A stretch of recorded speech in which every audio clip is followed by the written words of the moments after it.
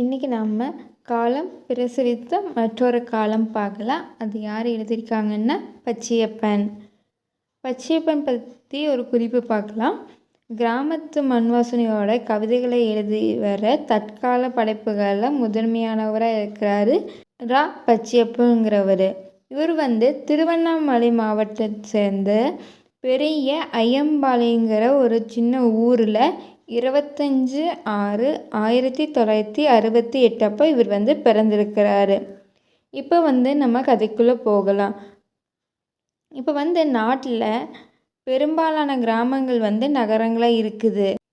ஒரு கிராமம் நகரமாக மாறும்போது அதனுடைய சுற்றுப்புறம் மட்டும் மாறாமல் இருக்குது.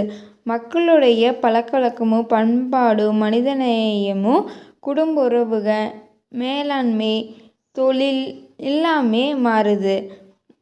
மண்ணுக்கும் மக்களுக்கும் இடையில் இருக்கிற பிணைப்பு நீங்கி இயந்திரமான வாழ்க்கையை எதிர்கொள்ள அவங்களுக்கு நேருது.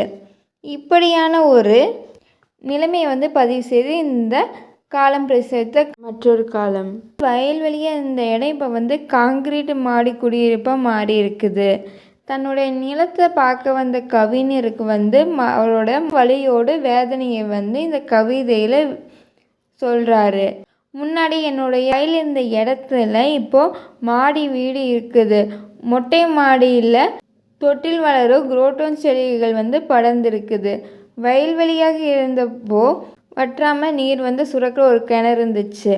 ஆனால் இப்போது அந்த கழிவு நீர் தொட்டியாக அதை மாற்றி அது சிமெண்ட் பலகையால் மூடிட்டாங்க.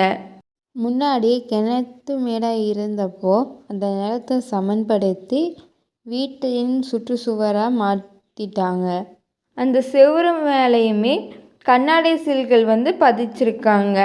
இப்போ அந்த கிணற்று மேட்டில் வலதுபுறமாக மாமரம் இருந்துச்சு.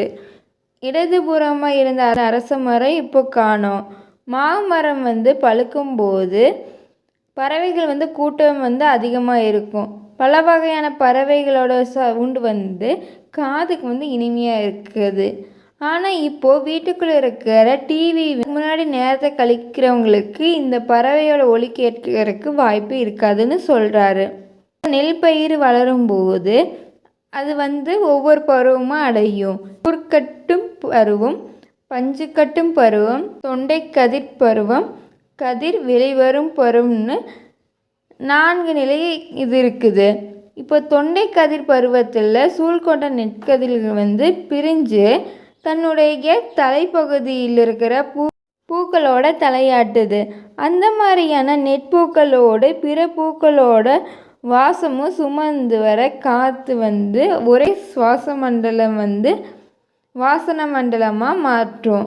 இப்படி ஒரு சுவாசம் வீட்டில் இருக்கக்கூடிய எந்த மின்விசிறியாலோ தர முடியாதுன்னு கவிஞர் சொல்கிறாரு.